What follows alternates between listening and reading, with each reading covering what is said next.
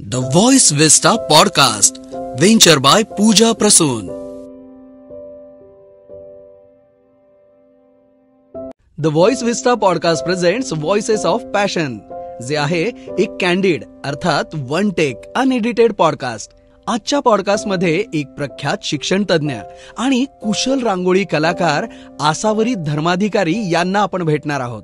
रांगोळी हे एक साधन आहे आपला बौद्धिक विकास साधण्यासाठी असं मानणाऱ्या आसावरी यांचं नेतृत्व जसं कोवळ्या मनांना आकार देतं, तसंच मनमोहक रंगसंगती आणि विविध डिझाईन्स या माध्यमातून त्यांचा रांगोळी हा छंद आकार घेताना दिसतोय.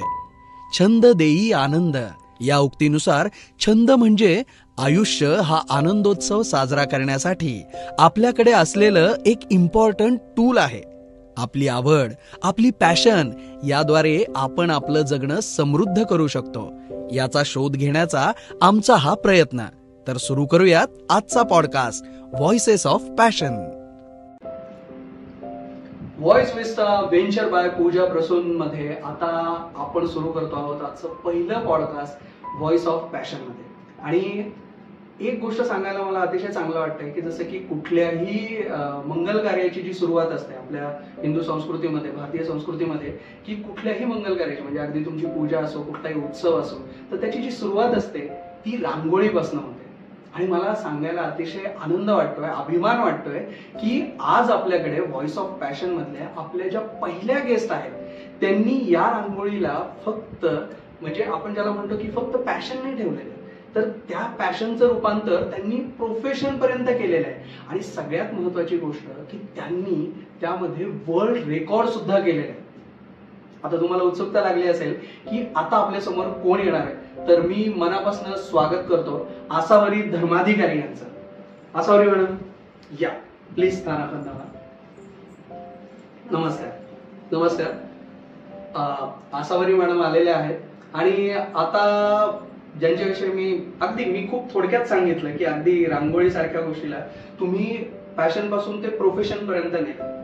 तर मला आता हे विचारायला आवडेल की ही जी सुरुवात आहे म्हणजे ह्या रांगोळीचं जे बॅकग्राऊंड आहे, म्हणजे तुमच्याकडे ही रांगोळी आली कसं काय? म्हणजे महिलेकडे ती असते पण ही कुठून सुरुवात झाली या गोष्टीची? खूप छान प्रश्न विचारला. त्याची सुरुवात आजीकडून झाली. तुम्हाला आश्चर्य वाटेल, आजीकडून झाली म्हणजे काय, तर शाळेत असताना अगदी बालवयात जसं आम्हाला समजायला लागलं तसं आम्ही आमच्या आजीला आणि आईला रांगोळी काढताना पाहतोय. आणि पाहता पाहता कधी ती रांगोळी आमच्या हातात आली आणि कधी ते अंगण आमचं झालं, ती रांगोळी आमची झाली आम्हाला कळलंच नाही. मीच नव्हे तर माझ्या सगळ्या बहिणी भावंड सगळ्यांना ही रांगोळी आपलीशी आहे, कारण ती आजीकडून म्हणजे संस्कारातून आली आहे असं मला म्हणायचं. रांगोळी आणि संस्कार हा खूप म्हणजे हा खूप एकमेकांशी रिलेटेड विषय आहे. म्हणजे जसं मी आता थोड्या वेळापूर्वी म्हणालो की भारतीय संस्कृती किंवा सण उत्सव या प्रत्येक गोष्टीमध्ये रांगोळीला तितकंच महत्व आहे. तर आता तुमचं हे रांगोळीचं प्रेम, आता हे जसं की प्रत्येक घरामध्ये थोडंफार आपल्याकडे रांगोळी हा प्रकार आहेच आहे, सो हे ह्या लेवल पर्यंत कसं काय गेलं, प्रोफेशनल पर्यंत कसं काय गेलं? खरं तर रांगोळी संस्कारातून आलेली आहे, त्यामुळे अंगणातल्या छोट्या छोट्या रांगोळ्या आम्ही काढत होतो आणि त्यानंतर चांगलं जमत होतं काढायला. त्याच्यामुळे हळूहळू थोडीशी जबाबदारी माझ्याकडे ती जास्त येत गेली घरात. आणि मग दिवाळीला मोठी रांगोळी काढणं, मग कधीतरी असं होतं की आपण थोडे थोडे जसे कॉलेजला वगैरे जातो तसं कॉलनीतल्या पण काही बायका असतात की अगं आमची पण रांगोळी काढून दे. मग सगळ्यांच्याच म्हणजे इतरांच्या अंगणातही रांगोळी काढणं असं सुरू झालं. आणि जेव्हा त्याला एक थोडा शिक्षणाचा म्हणजे संस्कार भारती रांगोळी हा जो विषय आहे तो मी शिकले, छोटासा कोर्स केला 4 दिवसाचा. आणि त्या कोर्स नंतर ती अजून छान समृद्ध झाली, अजून छान जमायला लागली आणि मग त्याच्यातला सराव वाढत गेला. आता हे लग्नाच्या आधीपर्यंत होत होतं. लग्नाच्या हे सगळा प्रवास हा लग्नाच्या आणि लग्न झाल्यानंतर जेव्हा मी नाशिकमध्ये आले तेव्हा लग्नानंतर जे पहिले सण असतात ना आपले, दिवाळी असेल, मंगळागौर असेल, हरतालिका असते, तर या सगळ्या सणांच्या निमित्ताने मी मोठ्या रांगोळ्या आमच्या बिल्डिंग समोर काढायचे. आणि मग मला विचारणा व्हायला लागले की आम्हाला शिकवशील का. मग इथून क्लास नावाची जी गोष्ट असते, मग रांगोळीचा क्लास, प्रोफेशन, हा मग ते प्रोफेशन म्हणजे सुरुवातीला मी असं शिकवू म्हटलं पण मग मला काही अनुभवातनं लक्षात आलं की असंच केलं की त्याची किंमत समोरच्याला राहत नाही. मग आम्ही येतोय नाही येत म्हणजे मी वेळ काढून जातेय, समोरचे येत नाहीत, असा काहीसा अनुभव सुरू झाल्यावर मग ते प्रोफेशन मध्ये हळूहळू कन्वर्ट झालं. आणि मग काही मैत्रिणी जेव्हा नवीन मैत्रिणी झाल्या तेव्हा त्यांच्या मार्फत कुठेतरी कंपनीमध्ये म्हणा किंवा कुठेतरी एखाद्या लग्नात म्हणा की रांगोळी काढून दे आणि मग आम्ही तुला काहीतरी पे करू, इथपासून मग ते प्रोफेशन हळूहळू सुरू झालं. जे खरं रांगोळी पण विकली जाऊ शकते हे नाशिकने शिकवलं मला. नाही, आणि आता तुम्ही म्हणजे रांगोळीमध्ये जसं जसं तुम्ही पुढे गेलात तर ह्यामध्ये घरच्यांनी हा बदल कसा स्वीकारला? कारण जनरली कसं असतं की सपोज मुलं असतील तर ते म्हणतात की आई नोकरी करते किंवा आई हाऊसवाईफ आहे, पण आई रांगोळीमध्ये काहीतरी करते हे थोडंसं वेगळं आहे. किंवा मिस्टर आहेत, सो मिस्टर पण म्हणजे बाहेरच्याशी बोलताना वगैरे सांगतात ना की हा माझी वाईफ जॉब करते किंवा माझी वाईफ हाऊसवाईफ आहे. सो हा बदल कसा स्वीकारला आणि ते रांगोळी सारख्या वेगळ्या विषयामध्ये? सगळ्यात पहिली गोष्ट, रांगोळीकडे खूप सन्मानाने आमच्या दोन्ही घरात म्हणजे माहेरी आणि सासरी दोन्ही जातं, कारण तो आपल्या संस्कृतीचा एक भाग आहे. त्यामुळे आमच्याकडे म्हणताना असं नाही म्हणत की रांगोळीच्या ऑर्डर्स घेते किंवा हे म्हणत असलो आपण प्रॅक्टिकली तरी कुठेतरी मनात हा विचार रुजवला गेलेला आहे की संस्कृतीचं काम करते माझी बायको. हा एक स्वाभिमान किंवा अभिमान जो आहे तो रुजवला गेलेला आहे. आणि गंमत सांगायची तर माझा मुलगा जेव्हा लहान होता, इतर लहान मुलं खोड्या काढतात दुसऱ्याच्या अंगणातली रांगोळी अशी पायाने पटकन किंवा हाताने, असं काही काही छोटे लहानपणी त्या गमती जमती करत असतात मुलं. पण माझा मुलगा हा रांगोळीच्या बाबतीत नेहमी प्रोटेक्टिव्ह होता. त्यामुळे कुठेतरी तो संस्कार आपोआप त्याच्यावर पण झाला की नाही, ज्या चांगल्या गोष्टी आहेत त्याचा विध्वंस करायचा नाही तर त्या जपायच्या असतात. आज मंदिरांच्या बाबतीत पण त्याच्या मनात तीच भावना आहे की नाही, मंदिराला जो हात लावेल ते मला चालणार नाही. म्हणजे छोट्याशा बिंदूतून सिंधूपर्यंतचा बदल हा आपण ठरवलं तर घडवू गोष्टीतनं होऊ शकतो. म्हणजे रांगोळी हे एक असं माध्यम आहे की ज्याच्यातनं तुम्ही तो विचार पुढे नेताय. म्हणजे जसं म्हणतो ना आपण की इतर मुलं खोड्या काढतात पण आमचा मुलगा रांगोळी काढतो किंवा माझी बाई रांगोळी काढते, ही अभिमानाची गोष्ट आहे. आणि हेच करत असताना मग रंगीला आर्ट सुरू झालं. रंगीला आर्ट जे आपण म्हणतो, तर रंगीला आर्टची सुरुवात कशी झाली? रंगीला आर्ट म्हणजे नेमकं काय म्हणायचं? म्हणजे जसे हे जे तुमचं रांगोळीचं जे आर्ट आहे त्याच्यामध्ये तुम्ही नंतर आर्ट मध्ये जसं की रांगोळी काढली आणि मोठ्या रंगीत रांगोळ्या ज्या आहेत, तर ते कसं, कारण की इतके दिवस ते कसं होतं की रांगोळी शिकवण्यापर्यंत मर्यादित होतं आणि छोट त्याचं जी व्याप्ती होती ती अतिशय छोटी होती. पण नंतर हे कसं मोठं झालं, म्हणजे ती रांगोळी किती मोठी झाली तुमची?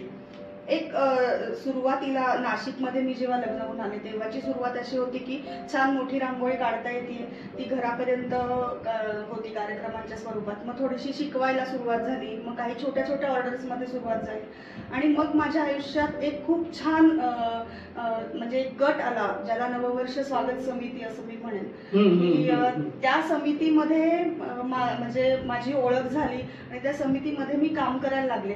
तेव्हा मला एक अजून मोठा परिवार मिळाला की ज्यांनी माझ्या कलेला एक चांगली दिशा दाखवली आणि ती म्हणजे सामाजिक कार्याची दिशा. म्हणजे ह्या कलेच्या माध्यमातून मी समाजकार्य कसं करू शकेल किंवा सामाजिक काम हे जसं मला घरातून पहिल्यापासून रुजवलं गेलंच होतं, पण ते रांगोळीच्या माध्यमातून तुम्ही कसं करू शकाल हे मला त्या नववर्ष स्वागत समितीमधल्या लोकांमध्ये गेल्यानंतर मला समजलं आणि तो आता माझा अगदी परिवार झालेला आहे आणि त्यांच्या सोबत मी खूप मोठ्या स्वरूपामध्ये रांगोळीच्या मार्फत काम केलेलं आहे आणि मला माझ्या त्या परिवाराचा खूप अभिमान आहे कारण त्यांनी माझ्या जगण्याला एक खूप चांगली दिशा दिली.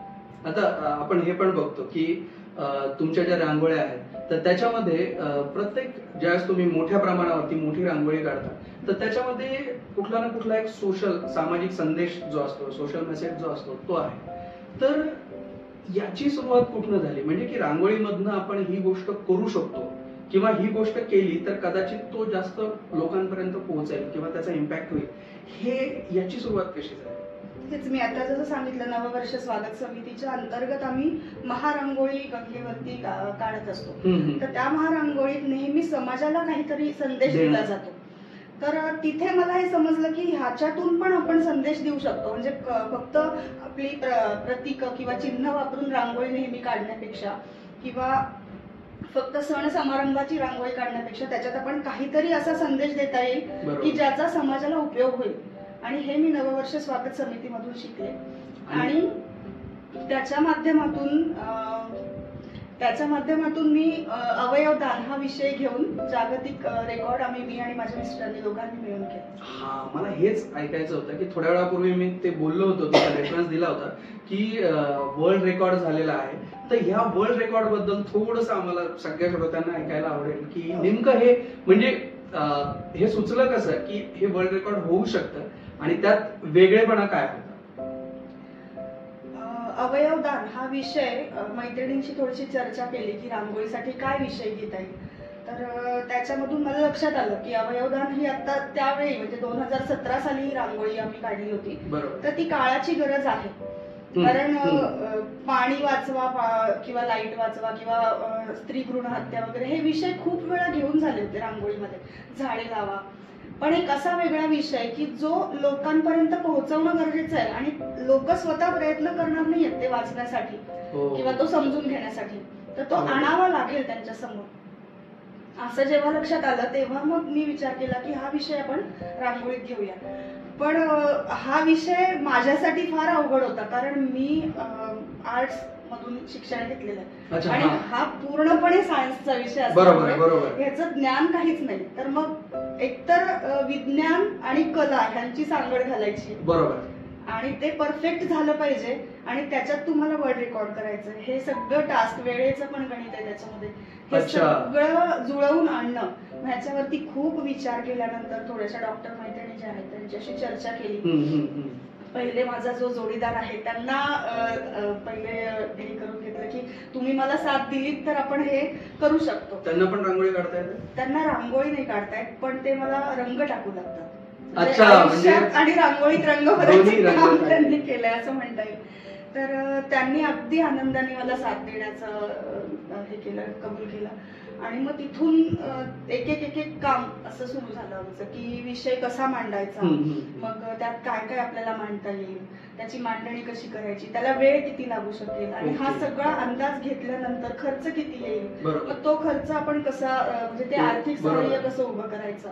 तर हा सगळा विचार करून व्यवस्थित प्लॅनिंग करून आणि त्याच्यानंतर आम्ही हे टास्क पूर्ण केलं. ती रांगोळी आपल्याला सगळ्यांना दाखवता येईल नंतर म्हणजे कार्यक्रम झाल्यानंतर फोटोच्या माध्यमातून या माध्यमातून आपण ती रांगोळी बघू शकतो थोड्या वेळानंतर.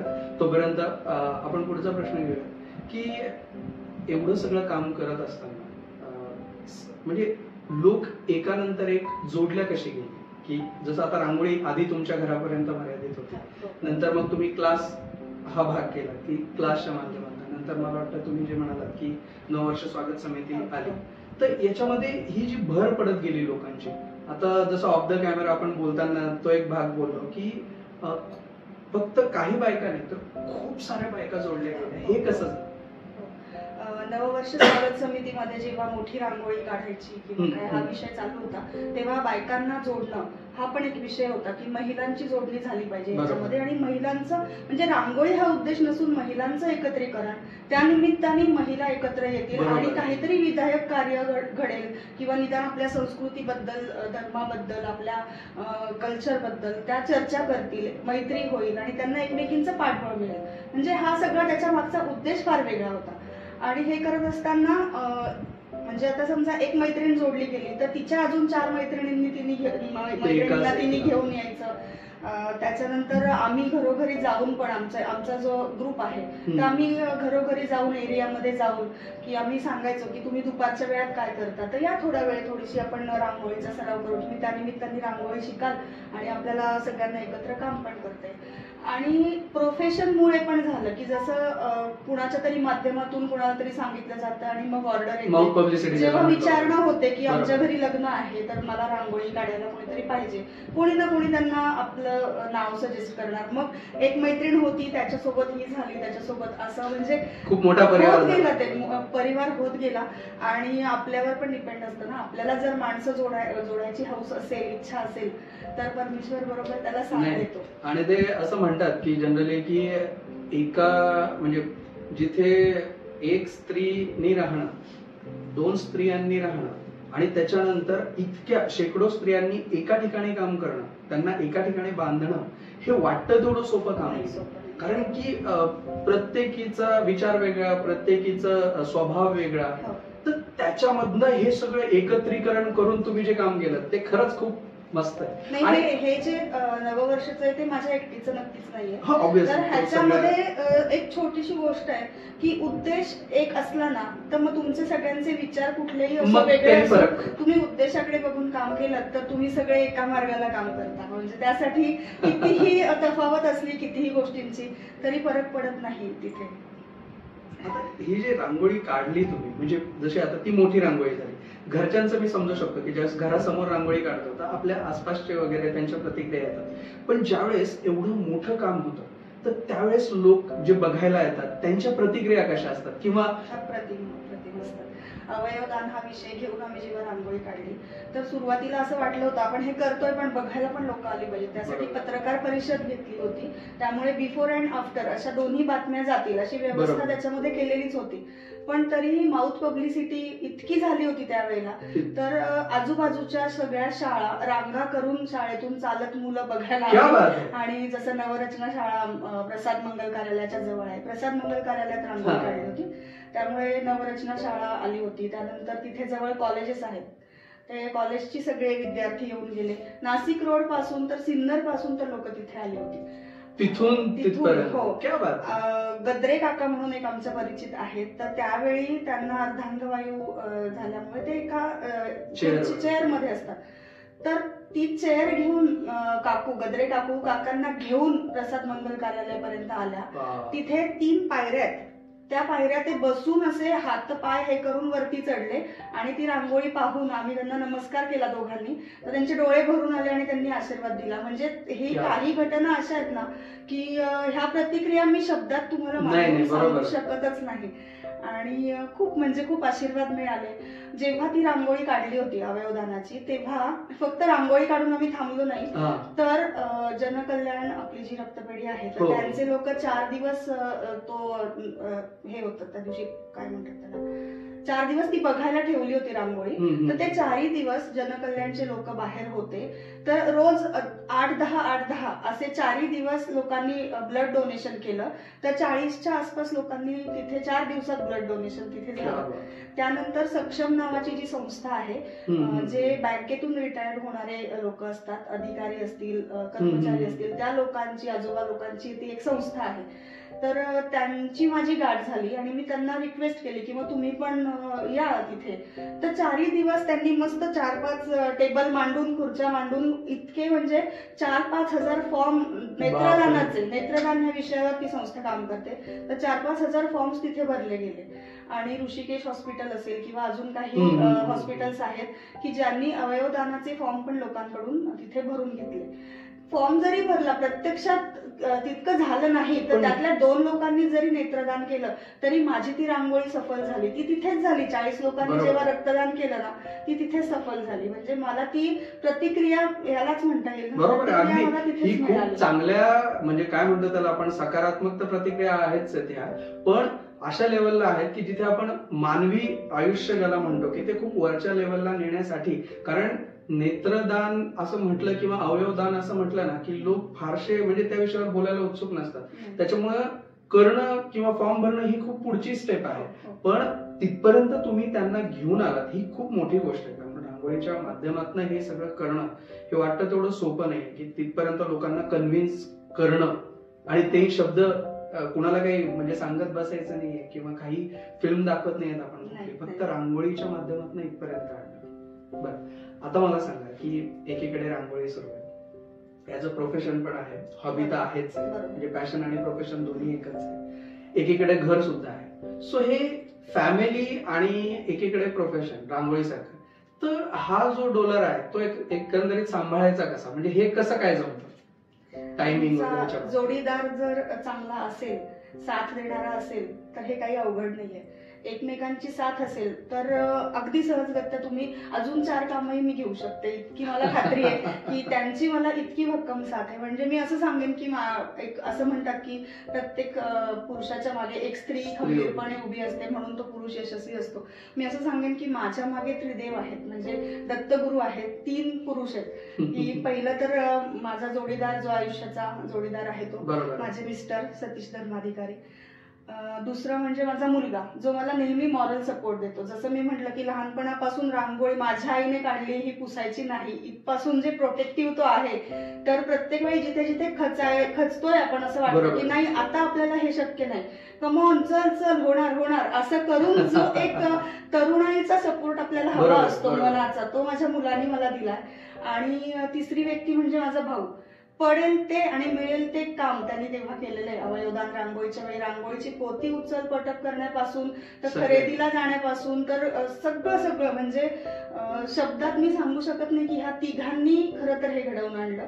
आणि करता करविता तर शेवटी परमेश्वर असतो, तो आपल्याकडनं हे सगळं करून घेत असतो. पण ही 3 लोक माझ्या आयुष्यात आहेत आणि मी खूप ब्लेस्ड आहे. म्हणजे फक्त हे तिघच नाही तर माझ्या आयुष्यात आलेली प्रत्येक व्यक्ती जी आहे ना, ती माझ्यासाठी जन्माला आली असं मला खूप वेळा वाटतं.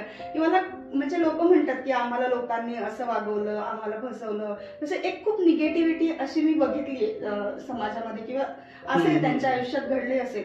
पण मी ब्लेस्ड आहे की मला जे भेटलेत ते सगळे देव भेटलेत. म्हणजे मला सगळे सपोर्टिव्ह आणि चांगली लोक भेटली. मग ती प्रोफेशन मध्ये जरी कस्टमर म्हणून जरी असतील तरी ती बेस्ट होती. आणि कोणी मला उपदेश करणारे असतील, कोणी सहकार्य करणारे असतील, अगदी आर्थिक सहाय्य असेल किंवा फक्त उपदेशाने पण सहाय्य असेल, नुसतं आशीर्वाद रूपी असेल, पण भरभरून आणि खूप पॉझिटिव्ह त्या गोष्टी. आणि ते होतं ना, म्हणजे तुमच्या मनामध्ये जर खूप चांगले आणि एक पॉझिटिव्ह विचार असतील आणि खरंच तुम्हाला चांगलं करायचंय समाजासाठी, तर समाज तुमच्यासाठी उभा राहतो. हा माझा अनुभव आहे आणि मी खूप पॉझिटिव्ह आहे. ह्याच पॉझिटिव्हिटीला आपण पुढे नेऊया. रांगोळी काढताना, म्हणजे छोट्यापासून असेल किंवा मोठ्यापर्यंत सगळ्या रांगोळी काढताना तर तुमच्या समोर असे कुठले चॅलेंजेस असतात का, किंवा वेळोवेळी चॅलेंजेस बदलतात का, आणि जर तसे असतील तर त्याच्यावरती ओव्हरकम कसं केलं जातं, म्हणजे तुम्ही कसं करता? की जसं आपण म्हणतो की एखादं चॅलेंज आहे की नाही, ही रांगोळी काढताना माझ्यासमोर या गोष्टी प्रॉब्लेमॅटिक होत्या, मग त्याच्यावरती तुम्ही ओव्हरकम केलं, तर असा एखादा अनुभव आहे का? खूप प्रसंग असे होतात की आपलं बोलणं काहीतरी वेगळं होतं फोनवरती. प्रोफेशनल रांगोळीमध्ये असं होतं की फोनवर बोललेलं असतं. कधीतरी डेस्टिनेशनला, म्हणजे बऱ्याच वेळा असं होतं की डेस्टिनेशनला जाऊनही मी बघते की अच्छा इथे काढायची, इथून एवढीच जागा आपल्याला घ्यायची, ही जागा रिकामी ठेवायची, कारण हे खूप असतं आम्हाला इथे टेबल ठेवायचा होता किंवा म्हणजे हे नीट ठरवावं लागतं. कारण एकदा तुम्ही रांगोळी काढली की ती अशी उचलून दुसरीकडे ठेवायची नाही. त्यामुळे विषय काय घ्यायचा, नेमकं काय करायचं, रंगसंगती तुम्हाला कशी हवी, खूप व्यवस्थित बोलावं लागतं समोरच्यांशी. आणि एवढं बोलून एवढं सगळं करून हे लोक कार्यक्रम ज्यांच्या घरी असतो ते मेकअप करायला आयदर गेलेले असतात, आयदर दुसऱ्या कामात असतात. त्याच्या आधी आम्हाला, म्हणजे सप्तपदी असेल तर मला पहाटे 5ला जाऊन ती सप्तपदी करावी लागते. माझं काम पूर्ण होईपर्यंत मग गुरुजी येतात, मग ते विधी सुरू होतात. किंवा रांगोळी असेल, समजा एखाद्या कंपनीत रांगोळी असेल, असं होतं की मी रांगोळी काढायला पोहोचले आणि त्या जागेवरती खूप काहीतरी सामान पडलेलं आहे. म्हणजे त्यांच्यात कम्युनिकेशन न झाल्यामुळे प्रॉब्लेम तिथे झालाय आणि तो फेस मला करायला लागतोय. कित्येक वेळा असं झालंय की ते साहित्य उचलून बाजूला करून ती जागा स्वच्छ करून आम्ही तिथे रांगोळी काढलीये. आणि फक्त की पूर्वी मला ते समजत नव्हतं की आपण हे फोटो काढून ठेवायला पाहिजे ह्या गोष्टीचे, की आम्ही हे फेस केलं. आता थोडं अगदीच प्रोफेशनल वागायला लागले मी, की हे बघा हे असं आहे आणि मी हे केलंय. तर त्यामुळे मला ही अडचण आली होती काम करताना. कधीतरी असं होतं ती जागा सोडायची आहे हे स्पष्ट सांगितलेलं असूनही तिथे कार्पेट टाकलं जातं. मग कार्पेटवर रांगोळी काढू की नको काढू, अच्छा आता मला समजत नाही की मी आता काय करायचंय. कार्पेट त्यांचं नसेल ना, ते कार्यालयाचं असेल किंवा मांडववाल्यांचं असतं किंवा कार्यालयाचं असतं, तर मग ते उचलायचंय की नाही उचलायचंय मला काहीच कळत नाही. मग आता बसून राहावं, तर वेळ दिलेली आहे ना, त्या वेळेत घड्याळाचा काटा तर पुढे चालतच राहणार. ह्या छोट्या छोट्या टेक्निकल, म्हणजे ह्या मिसकम्युनिकेशनच्या गोष्टी त्यांच्यातल्या त्या होतात. नाही तर जर आउटडोर रांगोळी असेल, कार्यालयाच्या बाहेर असेल किंवा एखाद्या कंपनीच्या बाहेर असेल, तर अचानक वारा सुटतो, पावसाचं तर म्हणजे नेहमी नसतो, ते कधीतरी विचार असतो, पण अचानक इतका वारा सुटतो की ते रांगोळीचं काम करणं शक्य होत नाही. मग थांबत थांबत म्हणजे हवेचा झोत आला की थांबून घ्यायचं, मग जरासं कमी झाला की परत पटकन पुढचं काम करायचं, की परत एकदम लक्षात येतं हवा येते की परत थांबा, असं करत करत काम करायला लागतं. असं खूप अडचणी येतात. म्हणजे मला असं वाटायला लागलंय की रांगोळीमध्ये जितके छोटे छोटे ते कण असतात रांगोळीचे, खूप छोटे छोटे कण असतात ना ते, की ते प्रॉब्लेम्स असतील किंवा ते सोल्युशन्स असतील ते सुद्धा तितक्याच प्रमाणात आहेत. आणि जे रंग तुम्ही भरतायत ते म्हणजे त्याचे ऍक्च्युअल सोल्युशन्स आहेत, की तुम्ही थांबल्या नाहीतच ना, की थांबला नाहीतच की आता हा प्रॉब्लेम आला की जाऊ दे बाबा हे असंच होतं आणि आता काही हे पुढे करण्यात अर्थ नाही, आपण आपलं काहीतरी बघूयात, असं तुम्ही केलं नाही. तर तुम्ही ठीक आहे असं झालंय तर मग आता इथून पुढे हा प्रॉब्लेम आणि हे सोल्युशन, किंवा ऍटलिस्ट की कम्युनिकेट फार क्लिअर करणं, की आधी आपण बऱ्याचदा कधी होतं की तेही गृहीत धरतात आपल्याला, की आता त्यांना क्लिअर सांगता येतं की आपल्याला नाही नाही मला जागा एवढी आहे, तुम्ही ऍटलिस्ट फोटो पाठवा किंवा जागा क्लीन ठेवा, आल्यानंतर वारा येतोय का तिथे हे ऍटलिस्ट तुम्ही वरती काहीतरी शेल्टर आहे का तिथे, बाहेर खूप खूप खूप चांगलं. आणि मला एक गोष्ट सांगा की आता हे सगळं रांगोळी करता करता तुम्हाला खूप सारे नवीन ट्रेंड्स येत असतील, नवीन डेव्हलपमेंट्स येत असतील, तर ह्या तुम्ही कशा अडॉप्ट करता, म्हणजे कुठून तुम्हाला ते इन्स्पिरेशन मिळतं? की जसं की आता नवीन नवीन मुलं आहेत की जे आता सिनेमामध्ये 10 वेगवेगळ्या गोष्टी आल्या, वेब सिरीज नावाचं प्रकरण आलंय. सो आणि लोकांना वाटलं होतं की सुरुवातीला ओटीटी कसं काय चालेल वगैरे, पण ओटीटी चाललं. सो आता तुमच्या रांगोळीमध्ये तसं तुम्ही स्वतःला अपडेट कसं काय ठेवता, की काय ट्रेंड्स चालू आहेत, का तुम्ही स्वतःच ट्रेंड्स तयार करता? सगळंच म्हणता येईल. म्हणजे खरं तर माझा एक म्हणणं असतं की जग कितीही बदलत चाललं, कितीही पुढे चाललं, तरी आपली पाळंमुळं सोडून आपण काम करायचं नाही. त्यामुळे नवीन गोष्टी अडॉप्ट करताना हा विचार मी नक्की करते की ह्याच्यातून पृथ्वीला त्रास होईल असं काही होणार नाही ना, म्हणजे प्लास्टिकचा वापर होतोय का, किंवा ह्या गोष्टींचा मी नक्की विचार करते. प्लास्टिकचा वापर मला नाही कळत थोडस. आता जर तुम्ही बाजारात बघितलं तर रांगोळीमध्ये प्लास्टिकच्या जे आपली जी रांगोळीतली प्रतीक आहेत, गोपद्म किंवा केंद्रवर्धिनी, गोल असेल, अर्धचंद्र असेल, बिंदू असेल, म्हणजे ही जी प्रतीक आहेत आपली रांगोळीतली, त्या प्रत्येक प्रतीकाला काही ना काही अर्थ आहे. बरोबर. तर ह्या प्रतीकांच्या आकाराचे प्लास्टिकचे मोल्ड्स बाजारामध्ये आलेत, म्हणजे ऍक्रेलिक आणि प्लास्टिक मध्ये. आणि आता काढायची नाही रांगोळी, फक्त ते ठेवायचं आणि टाकायची आणि ते काढून घ्यायचं आणि ते नाही, तो तर साचा म्हणताय तुम्ही. साचा पण नाही, डायरेक्ट गोपद्माचा जो आकार आहे त्या आकाराचा प्लास्टिकचा तुकडा. आता असे ते तुकडे विकत घ्यायचे 1000-2000 रुपयांना, आणि मग ते आपल्याला हवे तसे समजा 100 तुकडे असतील वेगवेगळे, तर ते हवे तसे तुम्ही हवे तेवढ्या त्या पद्धतीने रचू शकता आणि वेगवेगळे डिझाईन करू शकता. पण मग ह्याच्यात रांगोळी कुठे आहे? रांगोळीचा उद्देश काय? प्रोफेशन वगैरे कितीही असलं ना तरी सुद्धा रांगोळीचा जो मूळ उद्देश आहे, जो आपल्या आजीकडून आपण घेतला आहे, तो मूळ उद्देश आपला आहे का आपल्या आयुष्यामध्ये, हा थॉट सोडून मी नाही वागू शकत. म्हणजे कितीही नाविन्य आलं, काही आलं, तरी ते स्वीकारताना आपल्याला थोडा विचार करणं फार आवश्यक. मूळ रस्त्यापासून तर आपण दुसरीकडे डायव्हर्ट होत नाही येत ना. ही गोष्ट बघणाऱ्यांना सुद्धा किंवा ज्या महिला ह्या बघत असतील त्यांना पण ते लक्षात येईल की तसं करण्यापेक्षा तुम्ही पारंपरिक वेने पुढे जा आणि त्याच्यात तुम्ही थोडंफार अपडेशन करा, पण असं इतकंही अपडेशन करू नका की फार अगदी ज्याला आपण म्हणतो की आपल्या पृथ्वीला धोका पोहोचेल, किंवा सगळ्याच गोष्टी आल्या त्याच्यात, पर्यावरण, निसर्ग, सगळ्याच गोष्टी. आता जसं की आता तुम्हाला बघतायत, खूप सारे लोक तुम्हाला बघतायत, महिला आहेत त्याच्यामध्ये, पुरुष आहेत, लहान मुली आहेत, काही यंगस्टर्स आहेत. सो त्यांच्यामध्ये ज्यांना रांगोळी हे खूप आवडत होतं इतके दिवस, तर कदाचित आता तुम्हाला बघितल्यामुळे त्यांना असं वाटत असेल की हा हे करू शकतो, म्हणजे आपण काहीतरी बरोबर करतोय. घरचे म्हणतात किंवा मित्रमंडळी म्हणतात की अरे काय कुठे हे करत बसतो वगैरे, तर असं काही करू नकोस. तर येणारे जे आपले पुढचे जे आहेत की ज्यांना रांगोळी ह्या विषयात खूप पुढे जायचंय, त्यांच्यासाठी तुम्ही काय सांगाल? आत्ताच सांगितलं मी जसं की मूळ जे आहे, हा जो थॉट आहे किंवा हा विचार आहे, तर तो आधी आपला संस्कृतीला धरून असला पाहिजे. आणि मग त्यामध्ये तुम्हाला प्रोफेशन करायचं असेल तर आधी तुम्ही मंदिरांमध्ये जाऊन फुकट रांगोळी काढा, म्हणजे एक सेवा म्हणून आधी रांगोळी काढा, की जितकी आपल्या आजूबाजूची मंदिरं असतील तर मी ती सेवा अविरतपणे चालू ठेवलेली आहे. म्हणजे मला प्रोफेशन कितीही मी पुढे गेले तरी परमेश्वराने आपल्याला ही कला दिलेली आहे आणि ती त्याच्या पायाशी वाहण्याचं जे कार्य आहे हे तुम्ही अविरतपणे चालू ठेवायला पाहिजे. आणि हे कार्य करत असताना तुमचा सराव होईल आणि तुम्ही आपोआप ह्या विषयात समृद्ध होत जाल आणि त्यानंतर प्रोफेशन मध्ये तर परमेश्वर तुम्हाला नेहमी साथ देईलच. आणि एवढं सगळं होत असताना आता म्हणजे रांगोळी काढली की आता जनरली तुम्ही नाशिकमध्ये जरी रांगोळी काढत असाल तरी ती रांगोळी US मध्ये सुद्धा बघितली जाते, वेगवेगळ्या देशांमध्ये बघितली जाते. का? कारण आपल्याकडे सोशल मीडिया प्लॅटफॉर्म्स आहेत. सो फेसबुक वरती टाकले किंवा तुम्ही कुठल्या दुसऱ्या प्लॅटफॉर्म वरती टाकली सो ती सगळीकडे बघता येते. सो सोशल मीडियाने रांगोळीवरती काही इन्फ्लुएन्स केलेला आहे का? हो, अगदीच. हा कसा होतो म्हणजे? केलेला आहे आणि पॉझिटिव्हलीच वाटतंय मला त्याच्यामध्ये. कारण आता रिसेंट उदाहरण घ्यायचं तर वटपौर्णिमा होती कालच. तर काल वटपौर्णिमा होती, त्याच्या 8 दिवस आधीपासून वटपौर्णिमेच्या डिझाईनचे किंवा त्या विषयाच्या रांगोळ्या आणि रील्स सुरुवात फिरायला लागले सोशल मीडियावर.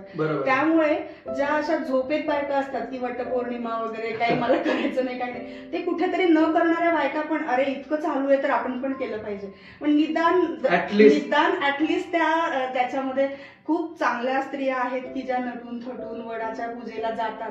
पण ह्या सोशल मीडियामुळे ना त्याचा इफेक्ट खूप चांगला होतो की जे थोडस मागे मागे पाऊल जात आहे संस्कारांपासून संस्कृतीपासून ते कुठेतरी पुढे जात आहे. त्यामुळे आणि सोशल मीडिया किंवा काय आपण वापर करू तसा आहे, आपल्यावरच आहे ना शेवटी. ऍटलीस्ट मी काढलेली रांगोळी माझ्या स्टेटसवर ठेवली तर माझ्या आसपासच्या 4 बायका बघून की आईने ही रांगोळी काढली, मी ह्याच्यापेक्षा अजून चांगली. म्हणजे हे खूप पॉझिटिव्ह गोष्ट आहे. आणि चढावड असली पाहिजे, असायला पाहिजे. चांगल्या गोष्टीत चढावड असायलाच पाहिजे, प्रश्नच नाही.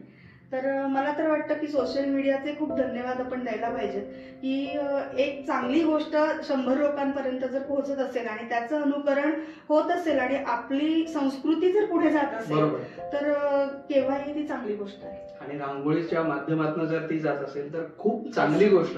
आणि फक्त जाताना मी एक शेवटचा प्रश्न विचारतो की आता रांगोळी झाली, प्रोफेशन म्हणून ते आलंय, आता इथपर्यंतचा प्रवास सगळा झालाय, आता इथून पुढचे प्लॅन्स काय आहेत किंवा याच्यामध्ये गोल काय ठेवलेले आहे तुम्ही की आता मला हे अचीव्ह करायचंय किंवा माझ्या डोक्यात हे असं आहे आणि मी याच्यासाठी पुढे जाणार आहे, तर असं काही प्लॅन वगैरे आहेत का? प्लॅन आहे ना. प्लॅन असा आहे की मी आतापर्यंत करत आली आहे सगळ्या गोष्टी. आता माझ्याकडे हा जो ठेवा आहे हा मला पुढच्या पिढीला द्यायचा आहे आणि पुढच्या पिढीने त्याच्या पुढच्या पिढीला हा दिला पाहिजे, हा संस्कार त्यांच्यात रुजवायचा आहे. तर हे काम मी आता सुरू केलेलं आहे. शाळांमध्ये जाऊन मुलींना मोफत रांगोळी शिकवणं, आता शाळेतल्या ज्या शिक्षिका आहेत त्यांना रांगोळी शिकवणं की त्यांच्या मार्फत विद्यार्थ्यांपर्यंत गोष्ट जाईल. कारण आता आपण आयुष्यभर पुरेसे पडणार नाहीये त्या कार्याला, तर त्या कार्याला जेव्हा हजारो हात लागतील तेव्हा ते कार्य पुढे जाणार आहे. कदाचित रांगोळीसारखा विषय फार छोटा वाटेल आत्ताच्या युगामध्ये, पण हा छोटा विषय मी म्हटलं ना, छोटासा बिंदू पण सिंधूचं कार्य करू शकतो. आणि असे असंख्य बिंदू एकत्र आले तर ती सिंधू नदी त्याच्यातून वाहील, नक्कीच वाहील. आणि मला रांगोळीच्या माध्यमातून आपला संस्कार, आपली संस्कृती टिकवायची आहे आणि त्याच्यासाठी मी हा मूल्य ठेवा पुढच्या पिढीकडे सुपूर्द करणार आहे. हाच आता सध्या टास्क आहे माझा. आणि याच पॉझिटिव्ह नोटवरती आणि त्यांच्या पॉझिटिव्ह उद्देशावरती आपण आजचा जो व्हॉइस ऑफ पॅशनचा पॉडकास्ट आहे तो थांबूयात. हा पहिलाच एपिसोड होता जो आपल्यापर्यंत आणला होता व्हॉइस विस्टा व्हेंचर बाय पूजा प्रसून यांनी. आणि मी राहुल ढोले ज्याने हा शो होस्ट केला तो अतिशय मनापासून धन्यवाद मानतो की असवरी मॅडम इथे आल्या आणि त्यांनी रांगोळीचा जो विषय आहे त्याची जी व्याप्ती आहे ती आपल्या सगळ्यांपर्यंत शेअर केली आणि आपल्यापर्यंत ती पोहोचवली. त्याबद्दल त्यांचे अगदी मनापासून खूप धन्यवाद मॅडम की तुम्ही इथे आलात. माझ्याकडून पण खूप खूप थँक्यू. आणि हा कार्यक्रम तुम्ही ऐकू शकता व्हॉइस ऑफ पॅशन दर बुधवारी आणि तो ऐकायला अजिबात विसरू नका. आतापर्यंत एवढंच. लवकरच भेटूयात नवीन एपिसोडमध्ये नवीन विषयासोबत. धन्यवाद. Thank you for tuning into the voice vista podcast. आप और भी इंटरेस्टिंग शो सुन सकते हैं thevoicevista.in पर. ये शो कॉन्सेप्चुअलाइज किया है पूजा प्रसून ने, प्रोड्यूस किया है द वॉइस विस्टा ने. गेस्ट कोऑर्डिनेशन में हमारे साथ रही सुनीता जी चौहान।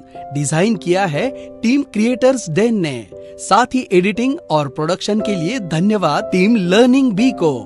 प्रोमो वॉइस दिया है राहुल ढोले ने। लाइक, फॉलो और सब्सक्राइब करना ना भूलें।